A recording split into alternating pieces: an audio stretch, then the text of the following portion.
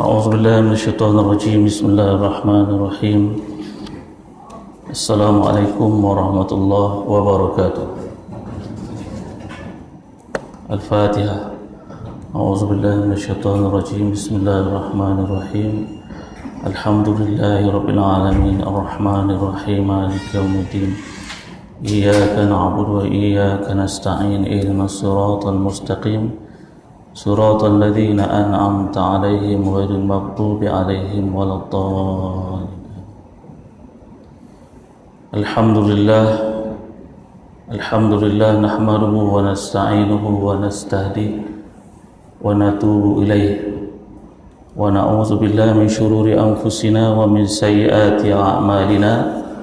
من يهدي الله فلا مضل له ومن يضلل فلا هادي له. أشهد أن لا إله إلا الله وأشهد أن محمدا عبده ورسوله وصفيه وخليله. Dihormati Tuan Imam, Tuan Bilal, Musi Masjid Ahli Tuan Kuasa, tuan-tuan guru yang turut hadir pada pagi ini, muslimin muslimat rahimakumullah. Pertama-tama kita memanjatkan syukur pada Allah Subhanahu wa taala di atas nikmat kasih sayang yang Allah berikan kepada kita pada hari ini, sehingga kita dapat hadir di rumah Allah ini dalam keadaan baik, aman, sihat. InsyaAllah pada pagi ini kita akan telusuri lagi hadis-hadis Nabi SAW dari kitab Tajzib Atraful Hadis.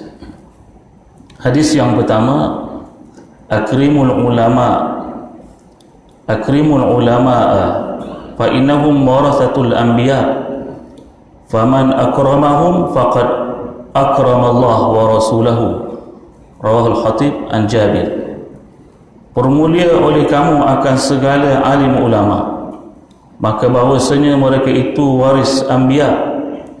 Maka siapa yang memuliakan ulama ialah memuliakan Allah dan Rasulnya sallallahu alaihi wasallam. Riwayat Khatib daripada Jabir.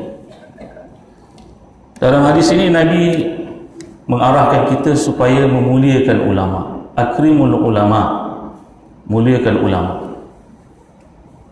Berarti kata ulama selain daripada seorang yang alim, dia adalah guru. Pada saya, guru ni ada 4 peringkat, ada 4 jenis guru. Yang pertama kita panggil dia muallim. Muallim ni dia ajar tinggal. Macam saya lah, saya ngajar, lepas tu saya balik. Saya tak hirau akan orang yang saya ajar. Yang penting saya dah sampaikan, dia adalah muallim. Dan muallim juga belum tentu dia ni mengamalkan apa yang dia ajar. Dia hanya muallim. Dia ada ilmu sikit-sikit sebanyak, ada kelulusan, ada tauliah dan sebagainya, dia ajar, kemudian dia tinggal. Ini muallim. Tingkat yang lebih tinggi dipanggil muaddib. Bukan hanya dia mengajar, dia amalkan apa yang dia ajar, dan dia cuba untuk mengajak orang lain mengikut apa yang dia ajar. Ini muaddib. Tingkat yang lebih tinggi dipanggil murabbi. Seorang murabbi ni dia mengajar, dia mengamalkan apa yang dia ajar, dan dia mengajak orang lain mengikut apa yang dia ajar, dan dalam masa yang sama dia pakar juga apa yang dia ajar. Bukan nama dinukis sana ceduk jadi dia punya. Bukan. Macam sekarang kebanyakan tesis tak? Ceduk orang punya. Kebanyakan orang punya. Orang ni kata orang ni, ujung-ujung dia kata ini tesis dia. Tesis sarjana muda dia, sarjana dia, PhD dia. Ini. Murabbi tidak. Dia ada hasil karya dia sendiri, hasil daripada khibrah dia sendiri. Jadi dia seorang yang murabbi, dan dia hidup, ilmu dia hidup murabbi. Ini orang murabbi. Akhir zaman sangat susah kita nak cari murabbi. Apalagi tahap yang paling tinggi, mursyid. Guru yang mursyid. Guru yang mursyid ni tentulah tahap yang sangat tinggi. Dia bukan hanya mengajar kepada kita, dan bukan hanya kata-katanya sangat berkesan sampai ke hati kita. Kata-kata itu datang dari hati sampai ke hati. Ini guru yang mursyid. Dan dia juga seorang yang pakar dalam ilmunya, dan dia juga seorang yang sangat dikagumi akan karya-karya ilmunya. banyak menghasilkan kitab-kitab, menghasilkan hasil-hasil kajian ilmiah yang sangat baik, sehingga menjadi pengajaran dan teladan umat sepanjang zaman. Itu tingkat-tingkat orang yang mengajar. Di kebanyakan kita akhir zaman ni muallim. Baik. Kemudian kita lihat ciri-ciri ulama. Siapakah yang dikatakan ulama ni? Yang pertama, bertepatan dengan firman Allah Ta'ala surah Al-Fatir ayat 28. Innama yakhshallaha min ibadihi al-ulama'u. Hanya sahaja mereka yang takutkan Allah hanyalah ulama. Ulama ni yang takutkan Allah.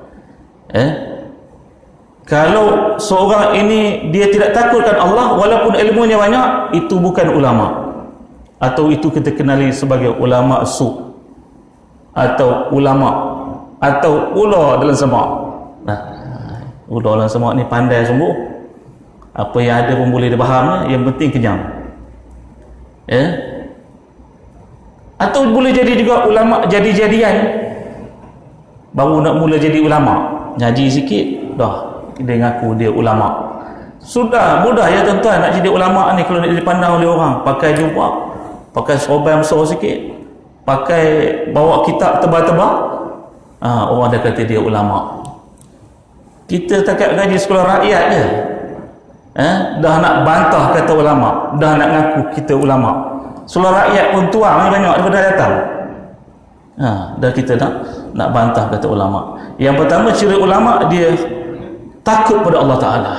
Ulama dia takut, nampak jelas pada diri dia bila itu datang dari Allah, tanpa dia soal periksa, tanpa didolak-dalik, kita kena buat, kita kena amalkan. Ini ulama, kerana dia sangat takutkan Allah. Pada hari ini orang takutkan hantu lebih daripada Allah. Pada hari ini orang lebih takutkan COVID-19 lebih dari Allah. Habis kata orang pakai penutup muka. Sebab apa? Takut COVID-19. Allah takut tak? Tak takut pun. Jadi ulama orang yang takut pada Allah. Yang kedua, ulama bertepatan dengan kata-kata Sayyidina Ali. Apa kata Sayyidina Ali? Ya hamalatal ilmi, i'malu bi'ilmika, fa innamal alim man amila bima alima. Wahai orang-orang yang membawa ilmu, ya hamalatal ilmi, wahai orang yang ada ilmu, i'malu bi'ilmika, beramallah dengan ilmu yang kamu ada. Apa kata Sayyidina Ali? Fa innamal alim, sesungguhnya orang alim itu man amila bima alima, sesiapa yang beramal dengan apa yang dia pelajari. Jadi orang alim ni adalah orang yang ilmunya hidup. Dia bukan hanya pada pengajian yang lama dia ngaji. Memang kalau kita nak kirakan nak jadi ulama ni bukannya mudah dah. Perjalanan ilmu yang sangat panjang, berpuluh-puluh tahun. Kalau yang mengaji negara Arab lagi lah, ingat seronok ke yang duduk negara Arab? Ramai ustaz sini kan, ingat seronok ke duduk negara Arab tu? Ya Allah, Tuhan yang tahu. Negara susah, miskin, makan payah. Kadang-kadang nak makan nasi orang bayar, sebab mahal nasi ni. Diorang makan roti, ingat senang, sedap kan makan roti. Dengan cuaca yang panas. Saya pengalaman mengaji di Kuwait dulu, ya Allah, panas ya. Cuaca sampai 60 darjah Celsius, rasa nak masak badan ni. 60 darjah Celsius. Dalam bilik kalau tak ada aircon memang tak boleh tidur. Malam-malam 45 darjah Celsius. Nak periksa lagi esoknya. Ingat seronok ke? Jadi perlukan pengorbanan banyak. Apalagi tuan-tuan guru yang lama mengaji, yang mengaji di banyak tempat, ada mengaji di Yaman, di India, di Syria, di Jordan, di Mesir. Masya Allah, pengorbanannya sangat besar sehingga layak mereka untuk mendapat ilmu yang banyak. Yang dikatakan orang alim ni, kata Sayyidina Ali, adalah man, sesiapa yang beramal dengan apa yang dipelajari. Kemudian yang ketiga, ciri ulama ni mestilah seorang yang tidak melakukan perkara syirik, tidak melakukan maksiat, tidak tamak. Ulama ni tidak tamak, jadi tidak melakukan perkara syirik. Dan yang keempat, ulama ni adalah penerus perjuangan Nabi, penerus tugas Nabi. Kalau tuan-tuan perempuan perasan ayat yang akhir dibaca oleh CD kita pada pagi ni, dia menceritakan tugas Nabi. CD radio kata kan, di corong masjid ni. Apa tugas Nabi? Ya ayuhan Nabi, inna arsalnaka syahidan wa mubashiran wa nadhira wa da'iyan ila Allah biiznihi wa sirajan munira wa bashiril mu'minin bi anna lahum min Allah fadlan kabira wa la tuti'il kafirin wal munafiqin wa da'adhahum wa tawakkal 'ala Allah wa kafa billahi wakila. Ini tugas Nabi. Jadi ulama ni tugas dia. Kalau kita kata ulama ni pewaris Nabi, ini tugas dia. Ya ayuhan Nabi, wahai Nabi, inna arsalnaka syahidan wa mubashiran wa nadhira. Wahai Nabi, sesungguhnya kami, itu Allah Ta'ala, mengutus kamu adalah sebagai syahidan, sebagai penyaksi, wa mubashiran, sebagai orang yang menceritakan berita gembira kepada mereka yang taat dengan perintah Allah Ta'ala, wa nadhiran, sebagai penyampai pemberita ancaman, berita neraka, berita seksa kepada mereka yang ingkar dengan Allah Ta'ala. Wa basyiril mu'minina bi anna lahum min Allah fadlan kabira. Bagilah berita gembira kepada orang yang mahu beriman, sesungguhnya bagi mereka fadlan, keistimewaan, ganjaran, hadiah yang Allah akan beri kepada mereka kerana mereka beriman dengan Allah Ta'ala. Wala tuti'il kafirin wal munafiqin. Jangan sekali-kali taat kepada orang yang munafik, dan orang yang kafir, orang yang ingkar, orang yang tak nak, jangan kamu hiraukan. Wala tuti', jangan kamu taat orang yang tak nak sudah. Yang penting tugas kamu adalah nadhiran wa basyiran. Tugas kamu itu. Bertawakallah pada Allah, serah diri dengan Allah Ta'ala. Dalam ayat lain Allah menyebut fadzakir innama anta mudzakir lasta alaihim bimusaitir. Tugas kamu wahai Rasulullah fadzakir, bagi peringatan.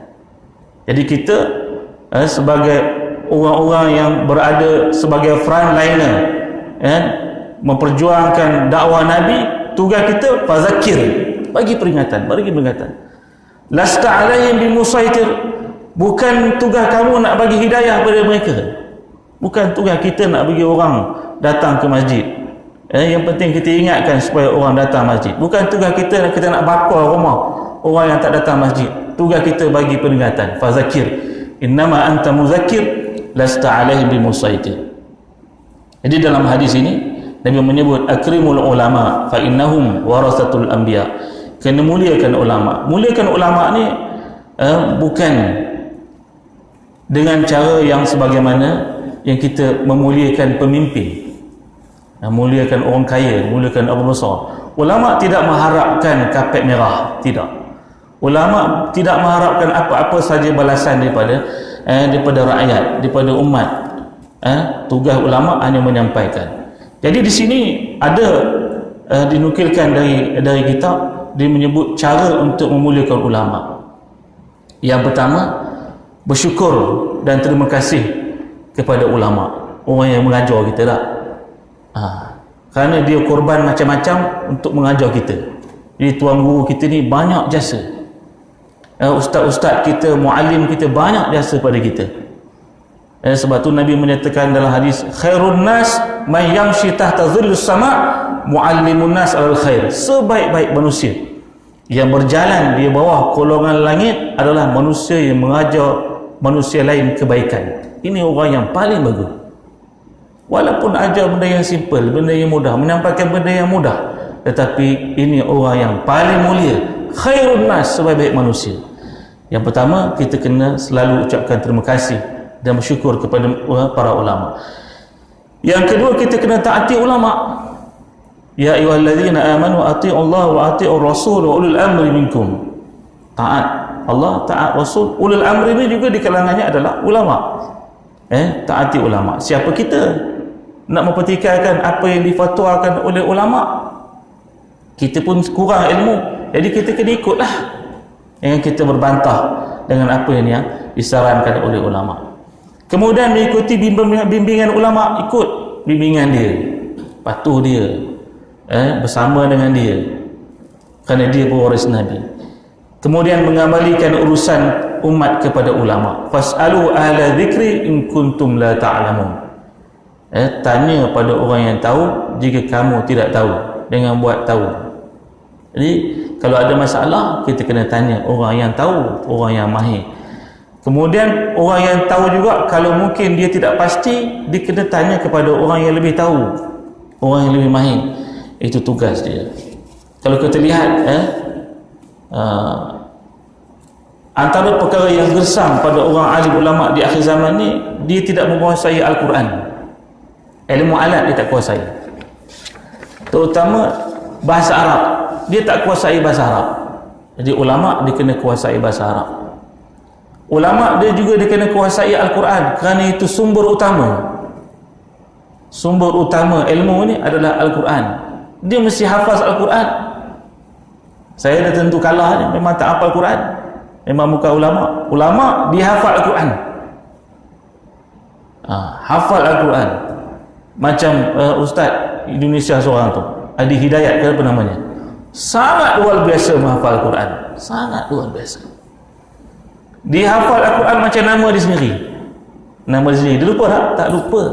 Dia boleh beritahu ayat berapa, surah apa, juz berapa, muka surat berapa, belah mana, kiri ke kanan ke tengah. Dia boleh beritahu. Tuan-tuan boleh beritahu? Saya pun tak boleh beritahu. Kalau kita suruh tulis surah Al-Fatihah, sekarang kita bagi kotak, bagi pensel, percuma. Tulis surah Al-Fatihah. Sebab betul kita bagi RM100. Ramai yang tak betul, yakinlah. Sedangkan Fatihah ni berapa belas kali sehari baca.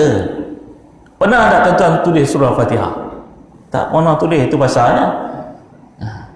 Tulis, banyaknya salah. Surah Al-Fatihah 17 kali dah tentunya baca sehari semalam, semayang lah. Tulis balik surah Fatihah, belum tentu betul. Bukan barisnya saja, dari segi tulisannya, ada sabdu ke, ra ke, ha ke, ha ke, baris atas ke, baris bawah ke, ini ayat berapa ni? Jadi masalah. Baik. Sabda Nabi dalam hadis ini, akrimul ulama, muliakan ulama, fa innahum warasatul anbiya, faman akramahum, sesiapa yang memuliakan ulama, faqad akramallahu ta'ala wa rasulahu, sesiapa yang memuliakan ulama, maka dia telah memuliakan Allah dan Rasulnya. Jadi kita bila ada ulama, kita kena terima pendapat ulama, kerana ulama ni firasatnya tinggi. Firasat tinggi, kita pun tak terbayang, tak terfikir.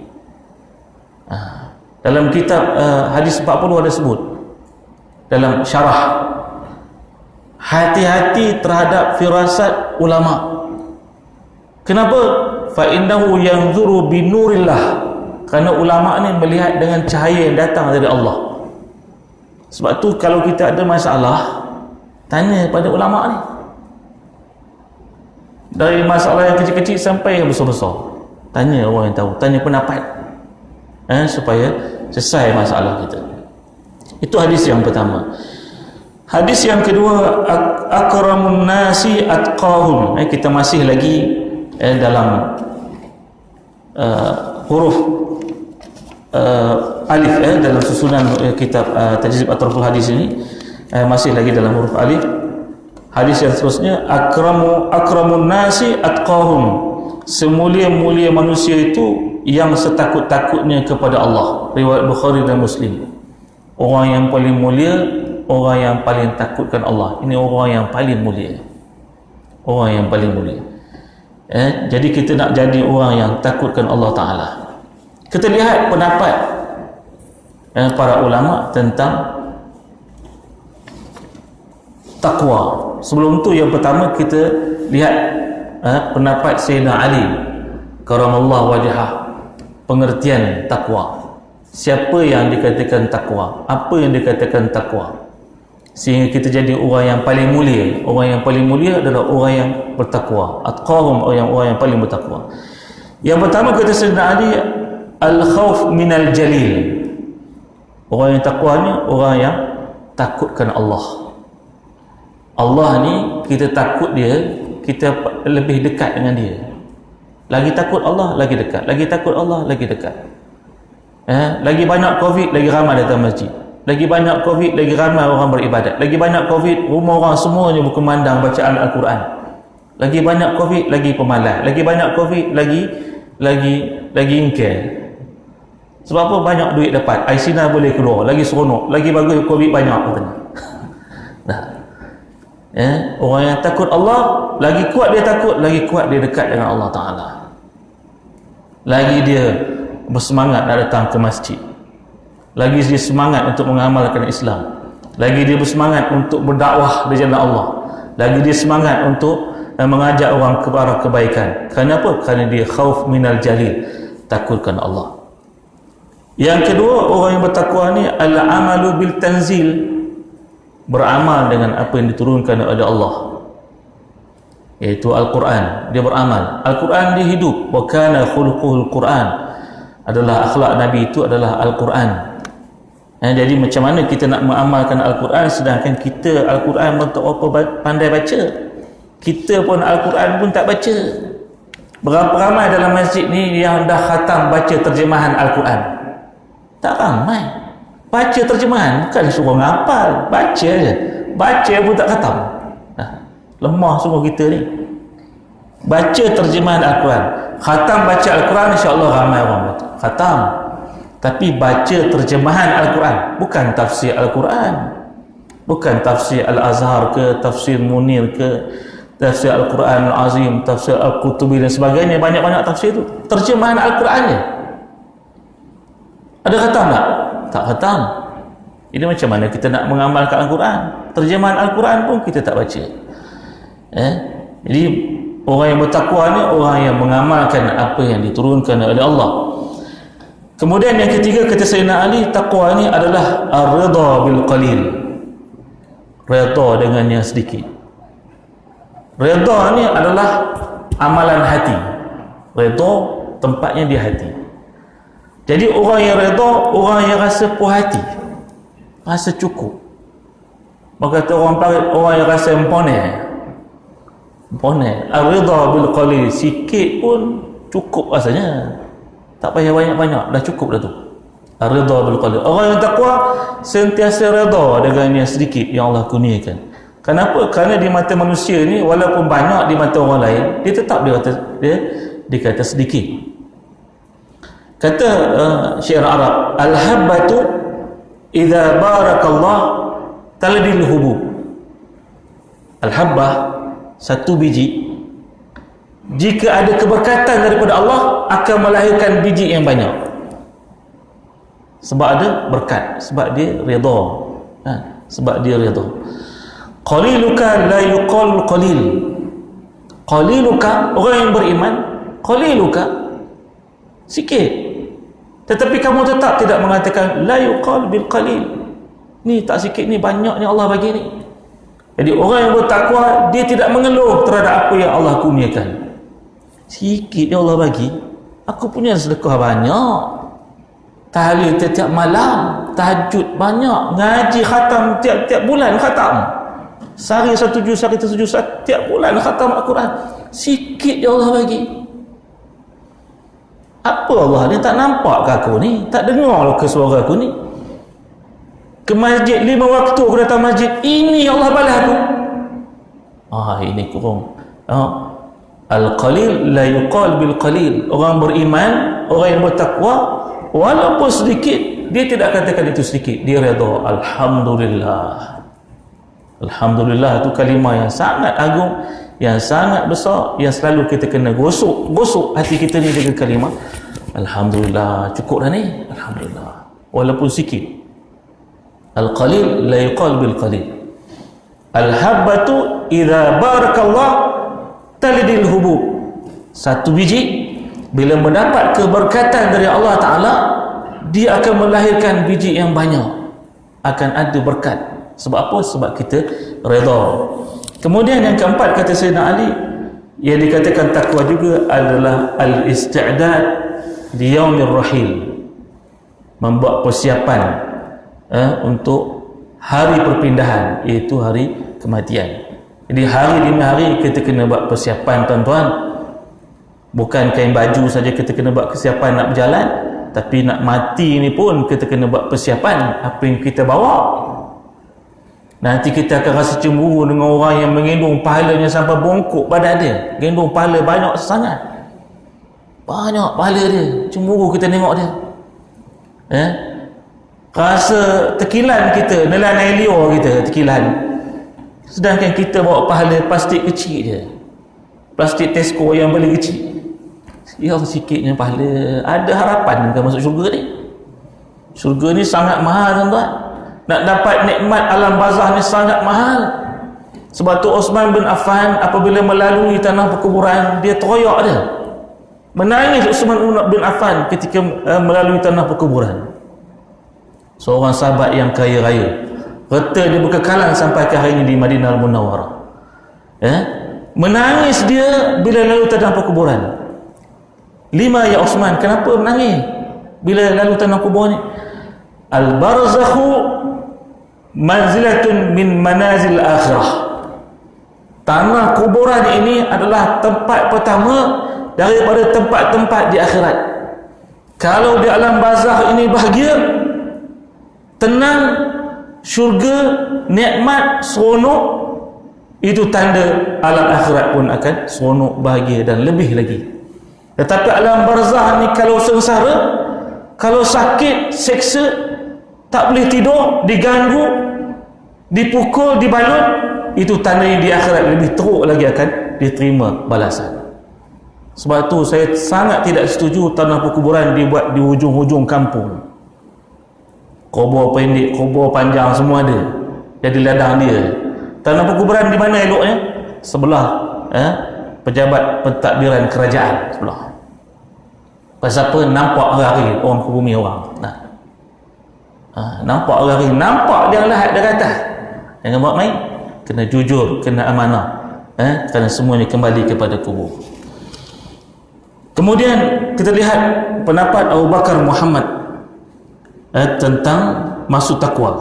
Takwa bermaksud takwa iaitu takwa daripada melakukan maksiat, menjauhi apa yang menjauhi dari Allah. Ibnu Athaillah Al-Iskandari, pengarang kitab Al-Hikam, pengarang kitab Tajul Arus, apa kata? Takwa ni terbagi pada dua, dia kata. Yang pertama takwa zahir. Apa maksud takwa zahir? Jaga had dan batasan. Takwa zahir yang luaran, jaga had dan batasan yang Allah tetapkan, jangan melampaui ketetapan Allah Ta'ala. Kemudian takwa batin, ada dua takwa batin, kata Ibnu Athaillah. Yang pertama, niat kena tulus, niat kena ikhlas. Kemudian mesti memastikan semua yang kita buat ni lillahi ta'ala. Niat kena betul, apa yang dilakukan semua ni lillahi ta'ala. Ini pun payah juga. Kadang-kadang orang kata, ambil lah, saya bagi ni ikhlas. Itu belum tentu ikhlas. Yang nyebut-nyebut ikhlas ni belum tentu ikhlas. Saya ikhlas ni, saya buat saya tolong awak ni ikhlas, belum tentu ikhlas tu. Apa tanda ikhlas? Kan dulu pernah saya sentuh di tanda ikhlas. Yang pertama, kata ulama, tanda ikhlas ni dia tak tunggu terima kasih dari kita. Haram terima kasih pun sebenarnya, tak ikhlas tu. Yang kedua, orang yang ikhlas apa dia? Dia tidak mengharapkan balasan, tak harap balasan. Yang ketiga, dia tolong, dia bagi, dia lupakan. Dia tolong, dia bagi, dia lupakan. Ni orang ikhlas. Dia bagi 100 awak bagi dia, haram dia tolong ni awak 100, Ustaz, 100 habis ganjaran pahalanya, lebur dah. Jadi orang ikhlas, dia bagi, dia lupakan. Orang yang sedekah masjid, dia ikhlas, dia masuk tabung, dia lupakan.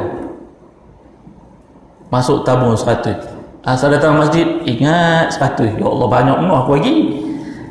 Kalau aku bagi sikit kemarin RM1, tak ada rupiah ni hati aku. Ya, orang ikhlas macam tu, ya. Baik. Kemudian kata Hamka, Menurut Hamka, kita lihat dalam kitab Tafsir Al-Azhar. Apa maksud takwa kata Hamka? Takwa bermaksud dari perkataan al-wiqayah, memelihara katanya. Apa kata Hamka? Saya petik kata-kata dia. Memelihara hubungan baik dengan Allah. Jangan sampai terperosok kepada perbuatan yang tidak diridai Allah. Dalam takwa ada cinta katanya. Dia Hamka ni ahli falsafah. Dalam takwa ni ada cinta, ada kasih, ada cemas, ada tawakal, ada redha dan ada sabar. Jadi itulah sedikit yang saya dapat sampaikan pada pagi hari ini. Ada dua hadis utama. Yang pertama tentang memuliakan ulama, yang kedua tentang bertakwa pada Allah Ta'ala. Saya tutup dengan satu kata-kata atau syair Arab tentang ulama, sebab ulama ni penting. Apa syair Arab? Bi'sal ulama inda abwabil umara wa ni'mal umara inda abwabil ulama.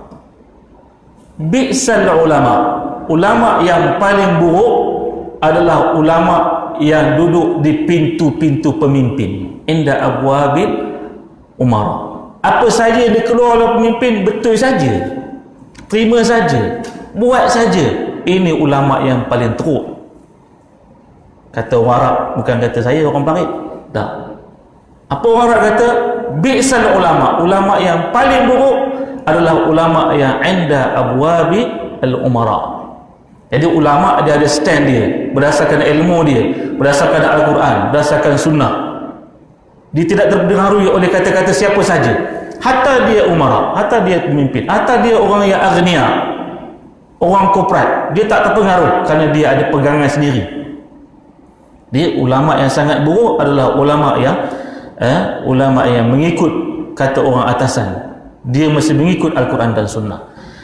Sambungan daripada kata ini, ni'mal umara, pemimpin yang paling bagus, pemimpin yang cemerlang, gemilang, terbilang. Ni'mal umara inda abwabil ulama, dia berada di pintu-pintu ulama. Jadi para pemimpin yang paling bagus, paling cemerlang, dia mengutamakan ulama. Apa sahaja yang disarankan oleh ulama, dia utamakan. Jadikan dia label yang pertama. Sebab dia ulama. Macam SOP dah. Letakkan pendapat ulama yang paling atas. Siapa ulama SOP ni? Tentulah pengarah KKM, Kementerian Kesihatan. Dia lah ulamanya. Bukan saya, bukan mufti. KKM lah, dia ulama dia. Jadi pemimpin yang cerdik, dia mesti menjadikan ulama sebagai orang nombor satu dalam pemerintahan dia. Aqul qouli hadza wa astaghfirullah li wa lakum. Assalamualaikum warahmatullahi wabarakatuh. A'udzu billahi minasyaitonir rajim. Bismillahirrahmanirrahim. Alhamdulillahirabbil alamin, hamdan hamidin, hamdan syakirin, hamdan yuwafi ni'amahu wa yukafi'u mazidah. Ya rabbana lakal hamd kama yanbaghi li jalali wajhika wa 'azimi sultani. Allahumma salli salata jalalin wa sallim salama jamalin ala hadrati habibika sayyidina Muhammad. وأغشه اللهم بنورك كما غشته سحابة التجليات فنظر إلى وجهك الكريم وبحقيقة الحقائق لما مولاه العظيم الذي أعاذه من كل سوء. اللهم فرج كربنا، اللهم فرج كربنا، اللهم فرج كربنا كما وعدت أما يجيب المضطر إذا دعاه ويكشف السوء وعلى آله وصحبه أجمعين. يا حي قيوم برحمتك نستغيث. اللهم علمنا بما ينفعنا وانفعنا بما علمتنا وزدنا علما.